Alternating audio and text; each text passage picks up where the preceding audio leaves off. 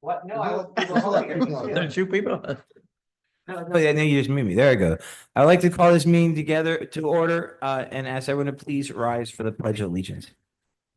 I pledge allegiance to the flag of the United States of America and to the republic for which it stands, one nation, under God. There are two people. Oh, yeah, no, you just made me. There I go. I'd like to call this meeting together to order, and ask everyone.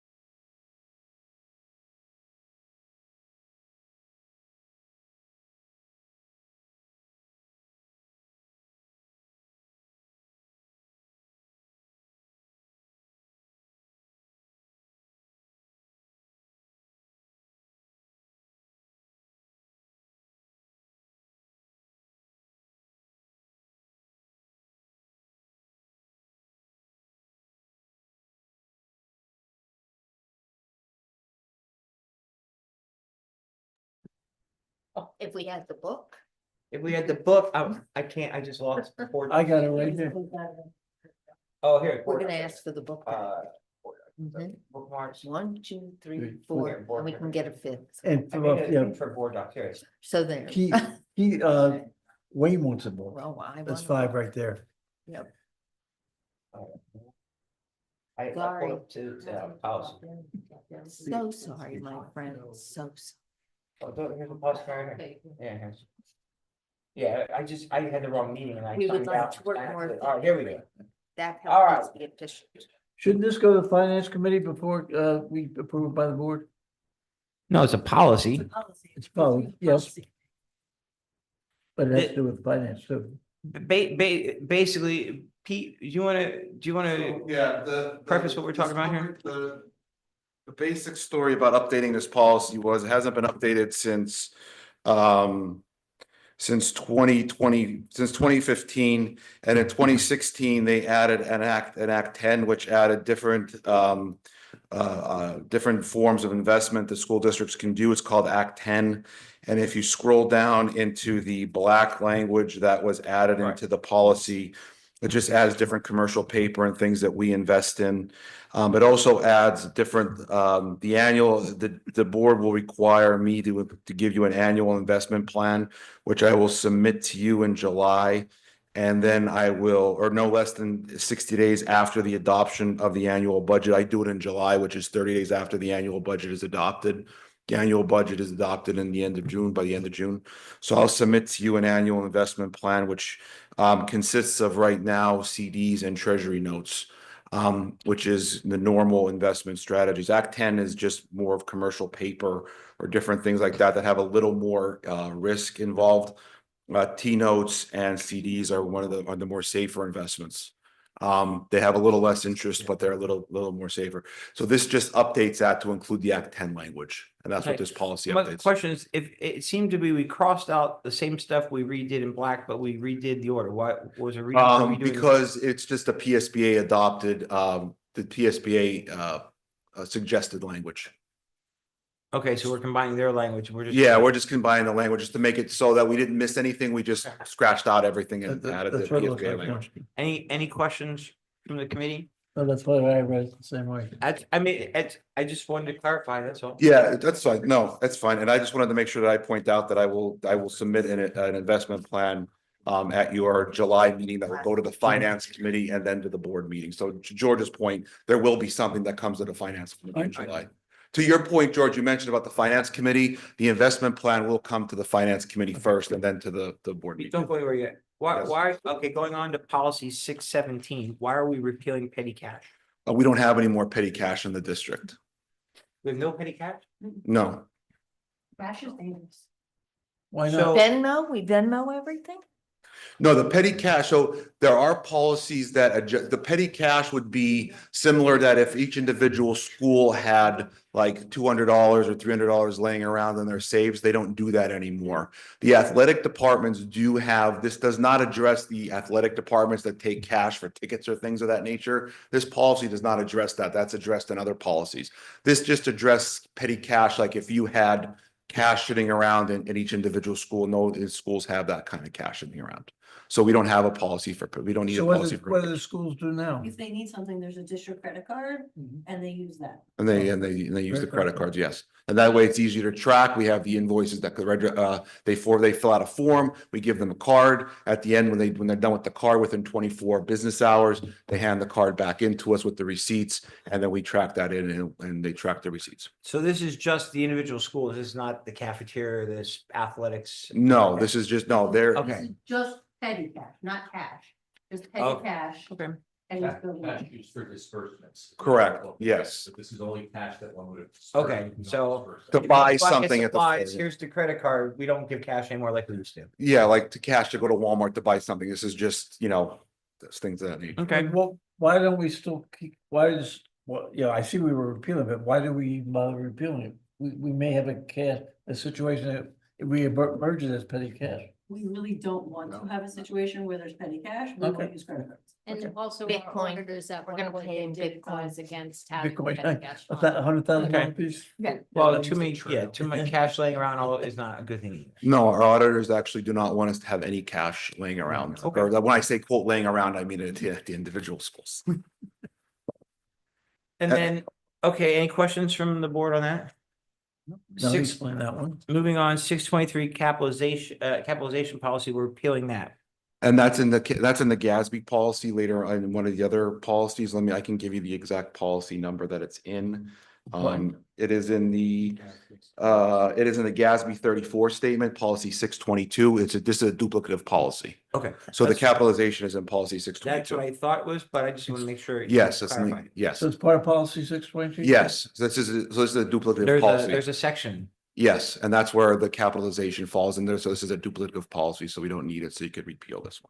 All right, well, thank you for that information. Peter, you're a good man. Thank you. Any questions on those?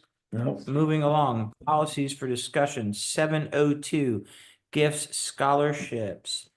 We're, This was a request from the finance committee to increase the threshold that would need board approval to $1,000 or less. So it allows us to accept donations without approval up to 1,000. It was 300. No, it's actually none. Yeah, every donation had to be approved by the board. I thought there was a threshold, but okay. I Now, now there'll be a new one. Now there'll be a new one. so anything less than 1,000. So if it's a $5,000 donation, it still has to be run through the board. Correct. And these are, okay, But if somebody wants to donate 10 coats, I can kindly accept the 10 coats without doing the board action. as long as it's not a meat, not as the Gucci coats, you might have to get this to board. I'm Gucci. curious, But they have to put money value on it, right? did they look at the donation that the charity wanted? Yes, so to we, give? we picked that up. And it's a lot of stuff. That we have to root through and decipher what the value would be, and then we'll go forward from there. Okay, I'm just hoping, I was just hoping Yeah. that we got it. Yeah, we did. We picked it up last week. Good. Yep. I do have a question, if I may, for this one. I noticed that the policy purpose states that it recognizes and names individuals, businesses, and community organizations. I know as a district, we annually receive gifts, if we want to call it that, of funds for gift cards through the homeless initiative, separate from Title I. And we currently have the homeless initiative reaching out regarding the contribution of complete library collections from Scholastic, one for each grade level, which will clearly exceed this threshold. Are those kind of program donations from government programs intended to be included in the policy?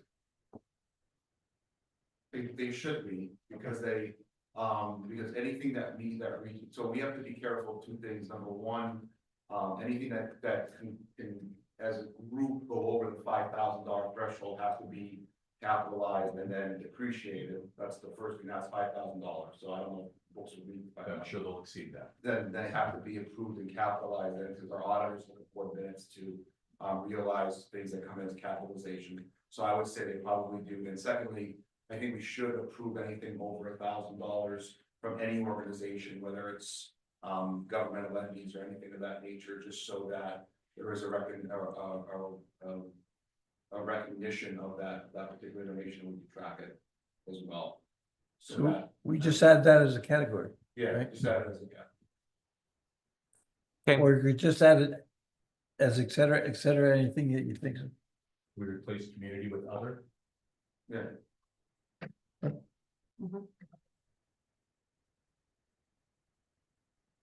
Individuals are a community.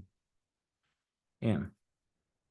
So to verify, we're gonna replace the word community with other, and then on its behalf, we're striking and then putting in by resolution duly passed as at a public meeting. Except the superintendent may accept on behalf of the board any such gift less than $1,000 in value. And then going back down to guidelines, we're adding district officials who are approached by donors wishing to make a gift to the district should discuss the potential gift with the superintendent and the chief financial officer. Superintendent shall refer all major gifts with a value of 1,000 or more, and all gifts involving significant costs for installation and for maintenance to the finance committee for consideration and recommendation to the board. And we're striking the next sentence. And we're striking, but basically we just cleaned up those things that we struck. Do we want to add the superintendent and or her designee, or like we do on a lot of policies, or are we just gonna put all the burden on you? I would like the burden on me for this one, just to know what's coming. Okay, I'm okay with that. I think If you buck accept the burden, stops the here. burden is yours. Any other questions on this one? All right, let's move on. Policy 707, we've talked about bringing that before. Now this is obviously for discussion, we haven't really done anything, so we've This- talked about bringing this to this table. Correct, so this was a request from one of our board members to look at use of facilities and the fee structure and consider exempting one organization or changing the structure. So we didn't make any recommendations. We wanted you as a policy committee to discuss it. Let us know what your kind of palette is, where you want to go with this. And then we would then revise it, bring it back next month with the revisions for you to talk about, make sure it was good, and then approve it. So this is really just your discussion area. Well, right now, we're saying in this policy, as is, the board will not consider waivers of any of the requirements. I don't know.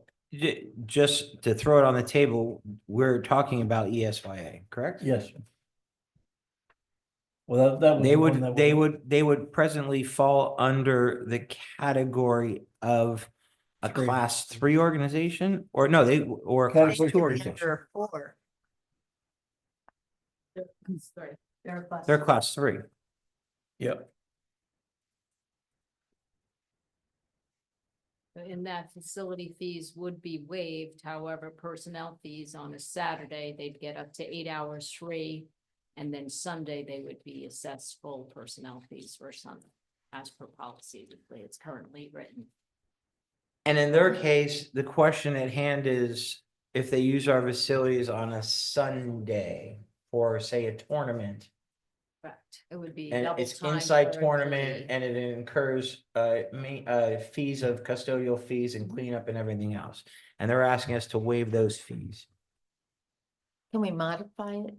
Well, that's what I said, right here, it says we can't consider waivers. I think we should be able to consider. I think a waivers. I- modification. I would would be- caution, I think as a board. They you would should- get, What? I would caution the board on making a waiver system without some kind of structure. This, we, in years past, we ran into many situations where, well, you gave this organization, why aren't you giving this organization? And it became that's why we spent so much time on this policy 15 plus years I ago. think they should get it free. Okay. I wasn't saying. they Okay, get when it when you free. said waiver, that's what most people, No, when no, you say waiver, modify. oh, I said modify. I heard the word modify. waiver somewhere. George was wavering. But even if you modify it, It would be an overall modification. It would have to apply to everyone. For every class 3, Right, is that, right. is that the On a recommendation? Sunday, and my thought might be that it would be based on Well, straight time. except like, 8 hours. of but straight time, ESY, and we pay overtime. Because just to be clear, Sunday is double time for Right. all of our employees. So, And people are offered Saturdays but choose Sundays. So if it's double time for our employees, there will be a cost to the Right. district. I think ESYA was saying that in the past, they've always cleaned up after themselves and they didn't That was ask for. That's a That diversion was of for- work that the union would grieve us if we allowed someone else to clean our buildings. And they Could would we- win, they could would we- win that grievance. Could we talk to the support union to see if they would work with us, work with the I ESYA? can, but they would never give away their No, work. they And won't give away. specifically, they would never give away double time. right. There's no leverage that we would have to even start that conversation of, would you allow an outside organization to do your job in lieu of your people in your bargaining unit getting paid double time? I understand what you're saying. We might also. I mean, I can have that conversation and then be laughed at. I can have that conversation, but I would probably be laughed at. Yeah, And to Keith's point, some of the organizations that approached the board for the waivers under the previous system, those organizations were led by some of the members of our staff. That's, yeah, that's, So, yeah, yes. the subjectivity becomes the problem. then. The issue here is money. How much do we want to pay to support our community? And, you That's- know, And I think perhaps if you can say that it's a feeder program well, on a Sunday, and specifically. in other Okay, words, but Feeder a program. for feeder our program, support. they would still be encouraged, we still have to pay our staff to do it. Right, no, I'm not, We I'm just- not saying so we just nobody eat- gets away free, I'm just saying. Yeah, that's why I said feeder program. That's why I said feeder. Well, and then the question occurs occasionally, if PTO says, hey, we're raising money for you all. And that's come up before. We can't have our event. We have to have our event that day. This happened years ago and we're raising $2,000 for our school and you're saying we can't do this? It's a situation at this point where no matter what we do, someone has to pay. It's just a matter of how they pay. A taxpayer is going to pay either way. And how much they're paying at the And how much they're time. gonna pay. The question I have, and this, I don't know if this is the right place to talk about this, but if it's not, Steve or Maggie, let me know. Years ago, we had a split schedule for custody. It wasn't a Monday through Friday job. It was a Tuesday through Saturday and a Wednesday. We had different schedules. We don't do that anymore? No. Why not? Why can't a Saturday and Sunday be someone's regular work week like everywhere else in this world? Support staff contract says if they work on Sunday, it's double time. Yeah, So- we've never had a split assignment that encompassed the Sunday. No, we can't do that, because right now the language has that it is double time. So we can't assign somebody their work where we automatically know every fifth day they work is going to be double time for their employment. But some did work Tuesday through Saturday. Correct. That But was. no, in a normal work, what I'm saying is a normal 5-day work week is you might be Monday through Friday, but I might be Wednesday through Sunday. I understand that, but the contract. And that would be my it wouldn't be, my Sunday would not be a The Sunday. contract specifically identifies Sunday. We have to redo the contract. We have to look at an MOU for that. We had that, though. Where did it fall through the cracks? I don't think there was ever a Wednesday through Sunday. I think there was a Tuesday through Yeah, Saturday. Tuesday through Saturday, Oh, okay, we never tackled Sunday. correct. They never would agree to it, probably. How many, out of curiosity, does anyone know how many, like, when we talk in this particular case of ESY, how many Sundays are we talking about? Do they have did they give us a? One so far this year. And it was this past Sunday. And And I just wanna, and just for the policy committee to consider, some of these events we're speaking of are not events for just competition, but they are fundraisers for the organization. Oh, okay. So it's not just we're excluding them or we're charging them for competition. It's a tournament where people are paying money to join that tournament, and it's a fundraiser. I don't know if that matters for anybody's decision making, but just an FYI. I believe the only Sunday one that they had was this past Sunday. And then that was because they couldn't get refs for Saturdays. The whole That was Their organization. because cannot their get- organization could not get. getting refs, that, yeah, We had availability on Saturday. yes. They could not. do Can't get ref, Saturday. no, it was a ref issue on, yes. So the by cost any- would have been much different. And previously, there was dialogue for ESYA and Eric Paul as well for football games on Sundays. Well, they do Sunday football game, but it's outside. Outside, so we don't bring in Different use of custodians. facilities. Correct. In addition, if it's set up that our custodians that are on the first shift on Mondays, that's their assignment Right. at that time. Well, that's when, that was the give. We said if it's outside the building and we could fluctuate employees, we could entertain that. But in the building, someone has to be on call in case, say if something overflows in the bathroom or something of that nature, that has to be addressed. And this all occurred because of the unavailability of refs during the Saturdays, so Well- they've had to change their schedules so they could get enough refs to do. So- And that's an issue that we didn't make, but it's not biting us in the butt. And just for perspective, ESYA did have an event on Saturday. Yeah. That they were charged in December, and the charge was $333.36. That fee was waived though, because that was a Saturday event. Yeah. And it was under the 8 hours. Yes. So we waived that 333, but now this weekend, we had 2 custodians because of the size of how many teams joined this And event. security. We had 2 custodians and one security person.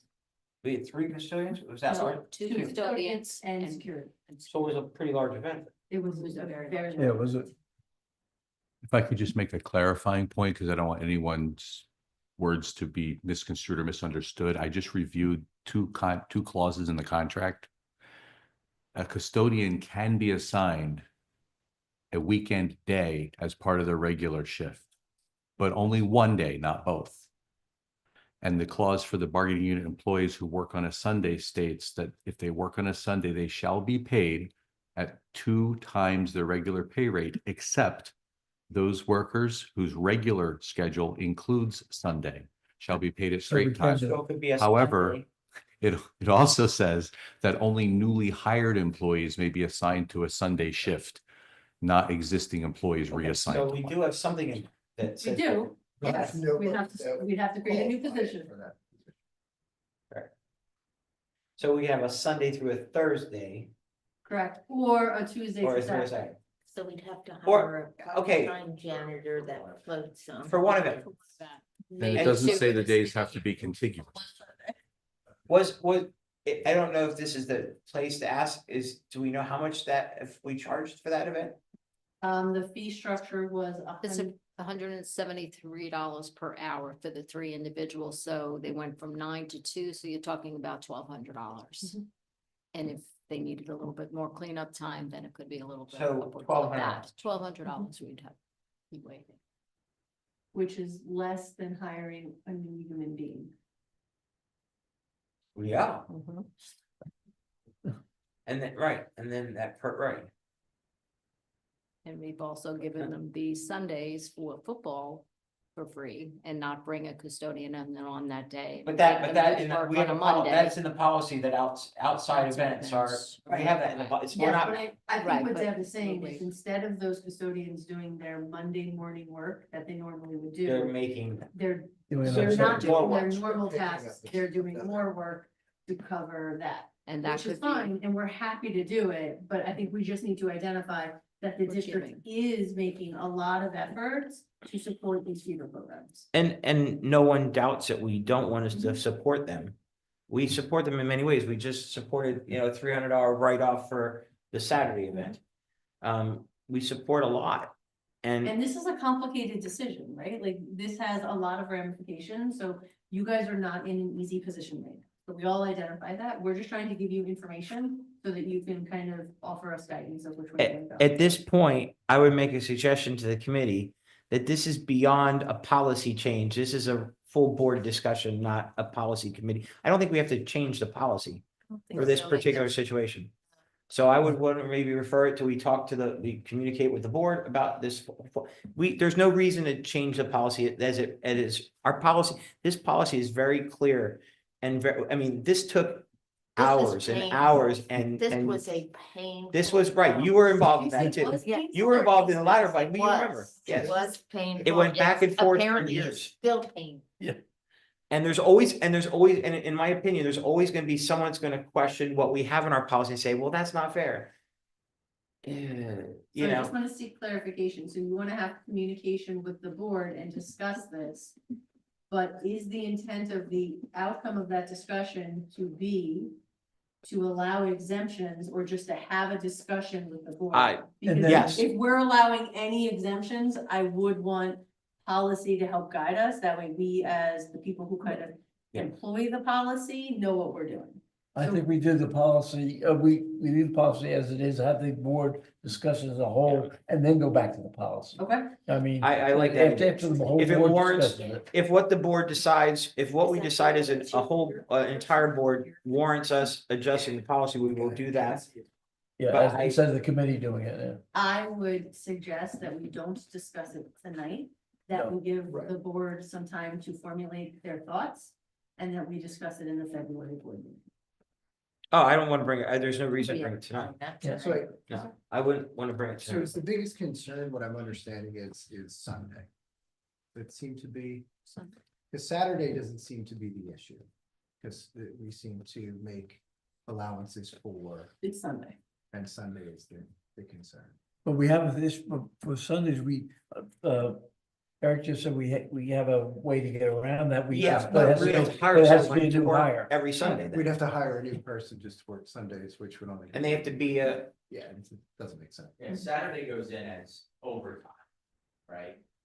For some- Only if it's not a regularly scheduled split day, correct? And but the Sunday is the double. So another thing we could all entertain an option is to say, maybe if we pay the first part of but that's. Split the pay, we'll pay the first part, you pay the second part, but and then there's. What you're saying, though, What I if we have somebody that's on I don't, Thursday to Sunday, we could do it, right? I think the Yeah. I think the policy is firm and we need to keep it the way it is and just say. This is my opinion, I'm going on the record saying it, I really think we need to stick by our policy and say, as much as we support our community, we have to draw the line. But if we have the new person working on Sundays. Yeah, but Thursday to I don't Sunday, think, I do don't we foresee have to that have being pay a them double? solution in the near future at this point, No. Lord. We have a problem, we have a problem filling positions. Well, I mean, there would be budgetary implications of It'd be huge. you're creating a brand new position. It would just be cheaper to offset it with, Well, I don't know if we have somebody like that we. he said. I just offset if we have to. Yeah, that would be The contract significantly specifically less says, expensive. we can't. I mean, if assign it's- somebody Then hiring If a it- We if have it's a to double create time, we'll position pay, and hire we'll pay half, you pay half. I Then mean, that might be the hiring a easy person. solution. That might be a Doesn't solution make- too. Doesn't make the most sense. But Yeah, I it's something mean, we I can think discuss. maybe find we out. can have this on, can we have this I'll talk to Mike about putting this on the agenda for February meeting that we can talk about it. And I think the biggest question is, what's the frequency of this? Mhm. mean, I will is- get all that Yeah, I mean, if information. it's every So- Sunday and we're having to deal with this. I will send all that information If we're out talking- on my if we're Friday talking- updates of kind of what the numbers look like. Quarterly, Thank you you. know, and once a quarter, but if it's every Sunday, we can't do that. No. Okay. And it's not, Or- and it's not just, but see, I caution everybody at the table. I know this because I put up with this years ago, is if we entertain it for this organization, there will be other organizations following. It will have a ripple effect. It will. Mhm. This Well, event. we're- will be for What? The event already occurred. Yesterday. And so are they asking for reimbursement or they're at No, their, okay, so this came up last time. Correct. About the We- cost, so we just said, to Because me, we it said- made sense to go through and policy. I mentioned we It need to just talk about it. Yep. happened that the event was yesterday. Okay, Do we know, sorry, I don't mean to belabor the process here. Do we know when the request came in for that initially?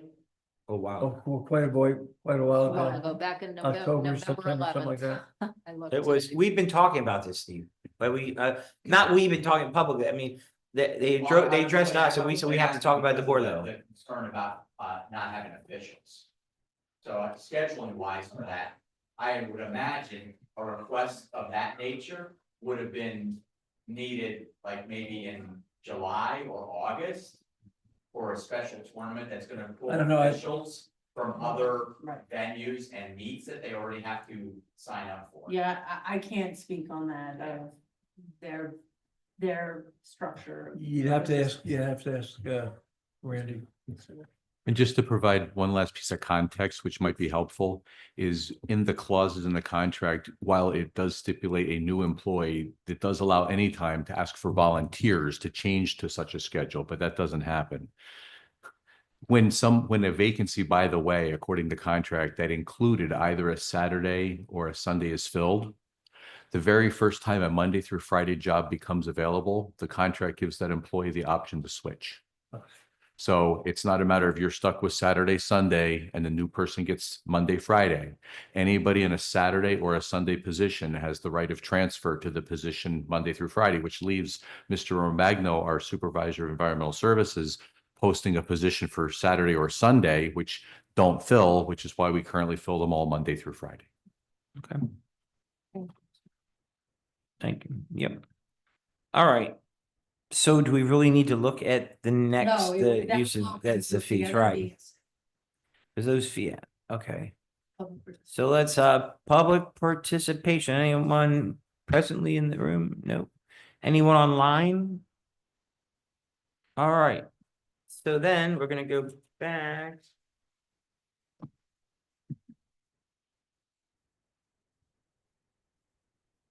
I need a motion to authorize and direct the administration to post the, excuse me, the following items. We have. No, 702, right? 609, 609, 702, Oh, okay. 3, and then. Oh, 609, 702. 617, 623, Yep. and 702. Yep, wait, 707 too? No, No, we're not. 707. I'm gonna ask Mike to do that on the agenda. We're not gonna Okay. pass. So with the noted revisions for public review during the month of January and subsequent board action in February. So moved. Second. Any discussion? All in favor? Aye. Aye. And motion to adjourn? So moved. Second. Thanks.